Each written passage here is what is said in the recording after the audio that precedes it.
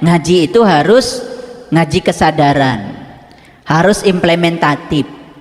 Ngaji itu harus yang menguatkan, ngaji itu harus yang meluaskan. Stoplah ngaji doktrin-doktrin dogma, ukur cek jeung cenah barejeng manehna ge can ngalaman. Betul nggak kan Bapak Ibu? Kayak saya tuh dulu ya umroh itu setahun itu sampai 6 kali itu, haji berkali-kali. Bayangkan setiap pulang dari sana ada hak. Itu topeng. Dan dikasih topeng itu tidak akan membuat orang itu semakin sadar. Justru dengan topeng itu malah jadi semakin tidak sadar.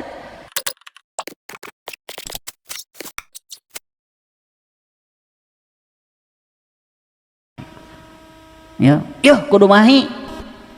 Hari duit kan 100.000. Beli kalender we atuh. Betul nggak? Kalau jiwa yang percaya itu ya terang benderang. Kenapa? Dia melihat, oh, tidak melihat keburukan. Tidak melihat keburukan. Dia selalu berfokus pada yang tak terbatas. Tidak berfokus pada yang terbatas. Jadi sebesar apapun badai, tidak akan pernah dia izinkan untuk masuk ke dalam dirinya. Dia tetap saja tenang di tengah badai. Itu jiwa yang percaya. Dari 3 ciri ini sudah kebayang nggak kalian jiwa yang mana? Cari cing wae. Jiwa yang mana? Kakarati lu. Gak apa-apa ya. Makanya pulang dari kajian ini langsung sadar, oh ternyata saya belum seperti yang jiwa yang bercahaya. Berarti saya harus segera hijrah. Minat dulu mati ilan nur, dari poek kacaang, dari gelap kepada terang, dari nggak sadar menjadi sadar. Ya, itu. Jadi saya sama sekali bukan mau memvalidasi Bapak Ibu yang datang maupun yang nonton di TikTok. Tidak. Saya ingin membantu supaya Bapak Ibu sadar pada diri. Itu namanya ilmu tahu diri. Ya, dengan ilmu tahu diri kita juga jadi tahu apa yang terbaik bagi diri, bagaimana cara mengubah diri. Orang yang jiwanya sudah bercahaya, hidupnya dalam penerimaan. Orang yang gelap, hidupnya dalam penolakan. Coba Bapak Ibu, ketika diterima, apapun gak ada masalah. Masalah itu terjadi karena penolakan. Dan biasanya yang Bapak Ibu tolak yang apa? Yang tidak disukai. Padahal kata Allah, boleh jadi kamu tidak suka ini, tapi ini amat baik bagi kamu. Kan Allah udah bilang, wallahu ya'lamu wa antum la ya'lamun. Allah tahu, kamu gak tahu. Nah, orang yang nerima, dia percaya di balik itu ada rencana Allah yang lebih besar. Ketika dia kehilangan sesuatu, dia tidak meratapi kehilangan. Saya percaya ini bukan kehilangan, tapi Allah akan mengganti dengan sesuatu yang lebih baik lagi untuk saya. Itu jiwa yang bercahaya. Tapi kalau jiwa yang gelap, begitu kehilangan, waduh, seolah-olah itu akhir dari kehidupan. Stres, gak bisa tidur, ngerem diri di kamar, ditanya marah, ih serem. Banyak yang kayak gitu. Ya siapa?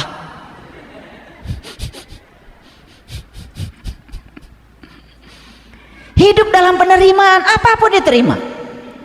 Nih ya, saya lagi ngobrol sama asisten saya. Asisten saya ngasih data sama saya, ayah, ya, jamaah kita tuh ada yang begini, oh itu anak saya. Ada yang begitu, oh itu anak saya. Saya terima semuanya apa adanya. Saya tidak mau, oh ini yang baik menurut kategori saya, murid saya. Yang tidak baik, ini bukan murid saya, tidak begitu. Semua anak-anak saya. Justru saya belajar dari mereka. Sebenarnya guru yang sebenarnya itu adalah murid. Dan guru yang hebat, dia setiap hari belajar dari muridnya. Bagaimana kita bisa belajar ya tentang sabar kalau semua muridnya baik? Justru guru itu bisa jadi sabar kalau ada murid yang nakal, dan dia belajar sabar dari yang nakal itu. Tapi di sekolah nggak begitu, yang disebut nakal oleh guru dikeluarkan dari sekolah. Sekolah macam apa yang kayak gitu? Nggak usah bikin sekolah kalau semua anak ingin baik. Pangna disekolahkan oge hayang alus. Cenah kadarengeun taku guru. Ini mah sedikit-sedikit nakal, panggil orang tua, keluarkan dari sekolah, skorsing. Sekolah apa? Ini sekolah apa penjara? Sekolah itu pusat pendidikan. Kalau pusat pendidikan mendidik, jangan semua ingin siswanya baik saja. Justru guru belajar dari siswa yang nakal, guru belajar dari siswa yang tidak mentaati aturan sekolah. Betul nggak? Kalau semua sistem pendidikan begini dengan kesadaran, gak perlu ada skorsing. Kenapa? Siswa yang nakal itu gelap, dan gelap itu tidak bisa dihukum, karena hukuman itu kegelapan baru. Tamah poek atuh karunya budak teh. Satu-satunya cara untuk membebaskan kegelapan, hadirkan cahaya. Setuju nggak Bapak Ibu?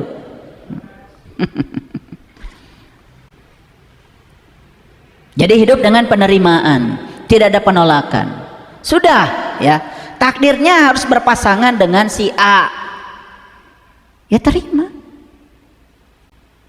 Dan pasti ada rencana besar Allah dengan dia, walaupun banyak hal dari dia sekarang yang kita tidak suka. Tapi kan ingat ayatnya, boleh jadi kamu tidak suka sesuatu, padahal itu amat baik bagi kamu. Siapa tahu ya, suami yang tidak sabar itu dihadirkan jadi guru kesabaran. Karena doanya dulu kan ingin jadi orang sabar, ya dihadirkan model kayak gitu. Terima. Bukan digugat ke pengadilan agama, arah naon. Betul nggak? Nah kalau tidak menerima gimana? Ya nanti juga kalau nikah kepada yang baru pasti ketemu model gitu lagi. Nah belum lulus. Betul nggak? Ilusi pikiran aja seolah-olah akan dapat yang lebih bagus. Betul nggak? Coba Bapak Ibu. Dengan penerimaan itu sebetulnya kita tidak sedang menerima orang lain, kita sedang membuka jalan buat diri kita sendiri. Penerimaan itu adalah pembuka jalan keberkahan. Ya? Paham? Sudah bisa menerima semua hal apa adanya. Anak-anak beragam, anak 3, masing-masing kepribadiannya lain-lain. Terima anak kita, jangan dibanding-bandingkan. Memang tipe otaknya beda, golongan darahnya beda, kepribadiannya berbeda. Jangan mereka dicetak seperti yang kita mau. Kita yang salah, harusnya kita ngikut apa yang mereka mau. Gitu baru orang tua yang benar. Maka harus belajar parenting. Tahu parenting? Naon cenah parenting teh? Barang ti mana? Parenting itu menjadi orang tua yang baik supaya kita sadar bahwa setiap anak itu tamu agung yang harus dididik oleh kita menjadi diri mereka sendiri, bukan jadi seperti yang orang tua mau. Makanya harus belajar cara mendidik. Yang kelima, ya, ciri jiwa yang bercahaya bebas dari segala ketakutan dan kesedihan. Jiwa yang bercahaya hidupnya di sini saat ini sekarang. Sadar ketakutan berasal dari pikiran yang membawa dia ke masa depan. Dia sadar kalau kesedihan dari pikiran yang membawa dia ke masa lalu. Masa lalu tidak bisa diubah, selesai, tinggal sejarah. Masa depan gecan aya, angan-angan. Hidup di sini saat ini sekarang. Jiwa yang bercahaya selalu sadar dengan saat ini. Berkunjung ke saat ini sebanyak-banyaknya. Tahu kalau saat ini punya kekuatan yang luar biasa. Tapi jiwa yang gelap selalu loncat-loncat pikirannya. Kalau nggak lompat ke masa depan, loncat ke masa lalu. Kejadian yang 10 tahun yang lalu itu masih jadi traumatik. Masih selalu diungkit-ungkit. Eta. Poek. Ada nggak yang kayak gitu di sini? Ada tuh yang datang pada saya. Saya itu sekarang sudah tobat, ayah. Sudah kembali. Tetapi pasangan saya masih menganggap saya yang dulu. Wah, iya mengkudu diomean hiji deui. Jadi sudah baik pun tetap dianggap buruk. Jadi seolah-olah permanen. Jadi siapa yang mempermanenkan ini? Katanya Si istri ini pengen suaminya berubah. Sudah berubah masih dipermanenkan, seolah-olah dia seperti yang dia sangka di otaknya.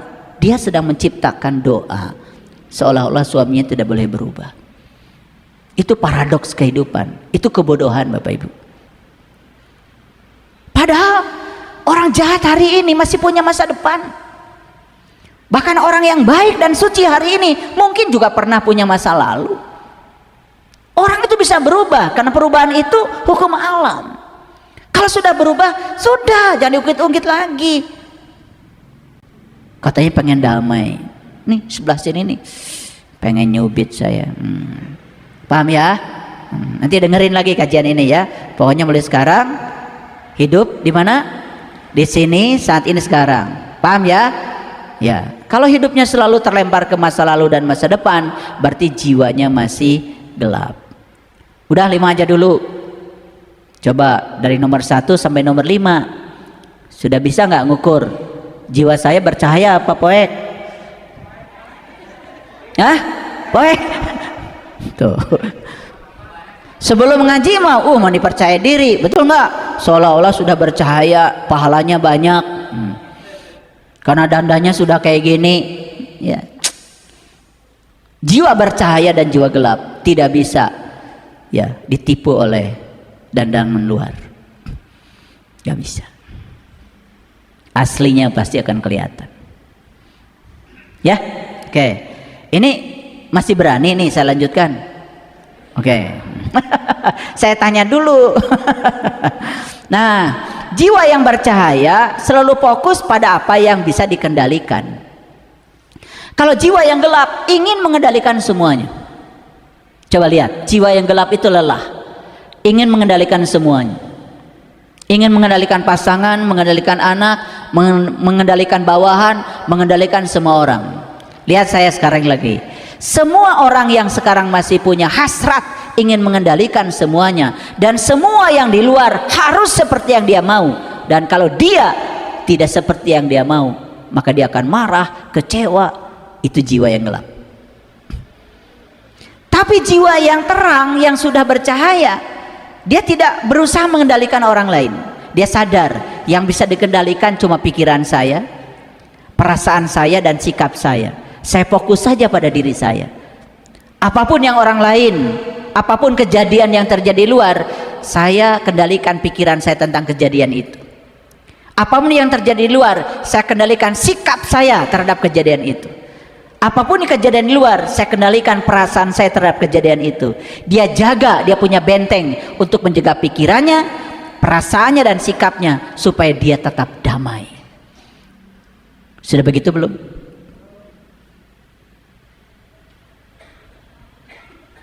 OTW. Itu ya. Makanya ngaji itu harus ngaji kesadaran. Harus implementatif.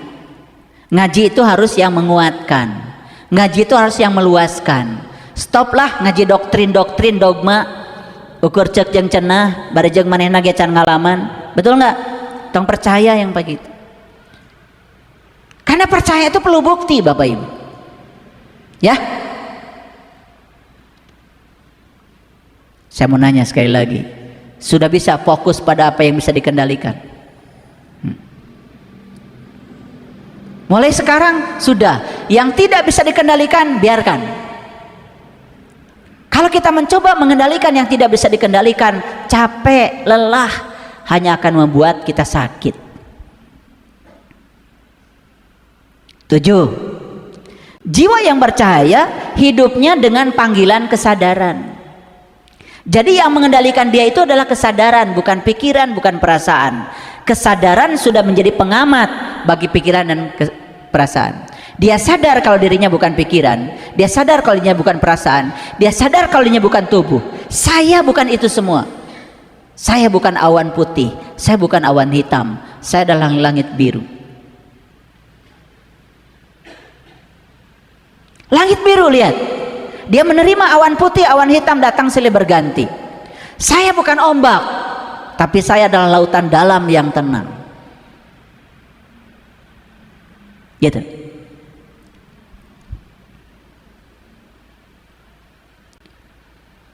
yang hidupnya dengan panggilan kesadaran sangat berbeda kualitasnya dengan yang hidupnya oleh panggilan pikiran. Kan kemarin sudah saya berikan ya tesnya ya di kajian yang sebelumnya, waktu saya menjelaskan cara jitu berdamai dengan diri sendiri. Kan saya ngasih tes di situ ya, ini kesadaran, ini pikiran, ini kesadaran, ini pikiran, ulang-ulang itu, ulang-ulang sampai masuk dalam bawah sadar, sampai kita tahu, oh berarti sekarang saya harus mengubah kendali dalam tubuh saya, bukan lagi pikiran, bukan lagi perasaan, tapi kesadaran. Apakah pikiran dan perasaan boleh ada? Boleh. Apakah emosi boleh ada? Boleh. Ya, saya semuanya. Orang yang bercahaya bukan berarti tidak tersentuh oleh emosi. Dia tersentuh emosi tetapi tidak larut pada emosi. Kalau orang yang gelap pikirannya bukan tersentuh, larut, ikut tenggelam dalam emosi. Itu bedanya. Jadi saya kasih tahu Bapak Ibu ya, mungkin saja ada orang yang masih tersentuh oleh emosi, tetapi sebentar dia sadar, tapi dia tidak larut. Dia bisa menjaga dirinya. Nah itu bercahaya juga tuh. Sudah masuk kelompok manusia yang bercahaya. Ya, lanjut ya.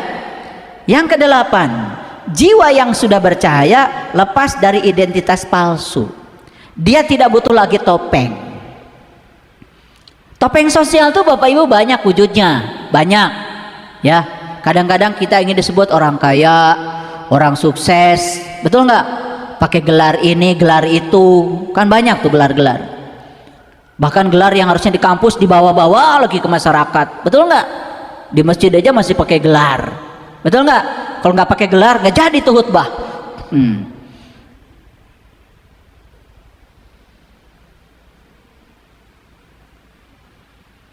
Ada saya punya teman, satu tim dengan saya membimbing mahasiswa. Jadi saya tanya, kenapa ini pembimbing 2 ini belum tanda tangan? Kan saya pembimbing 1. Udah lama saya tanda tangan nih, mahasiswa ini enggak ujian-ujian. Saya juga bingung Pak, setiap saya ketemu beliau salah terus. Kayaknya ini nih haknya hilang. Udah kamu ketik aja, pakai hak. Langsung tanda tangan.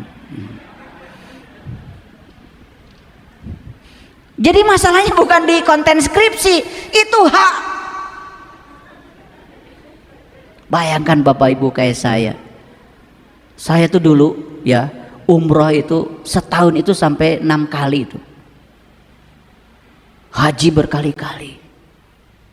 Bayangkan setiap pulang dari sana ada hak.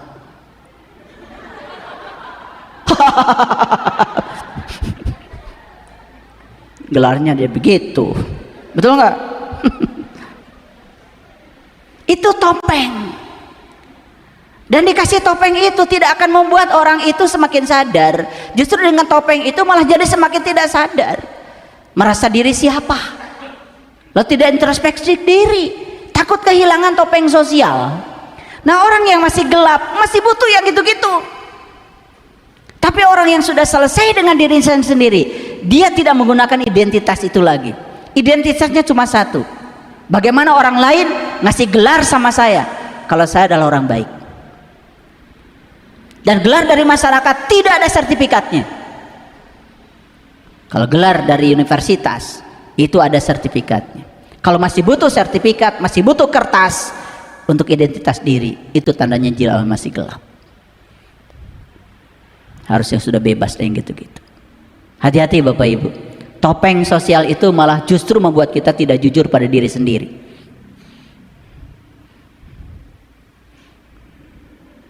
Masih begitu?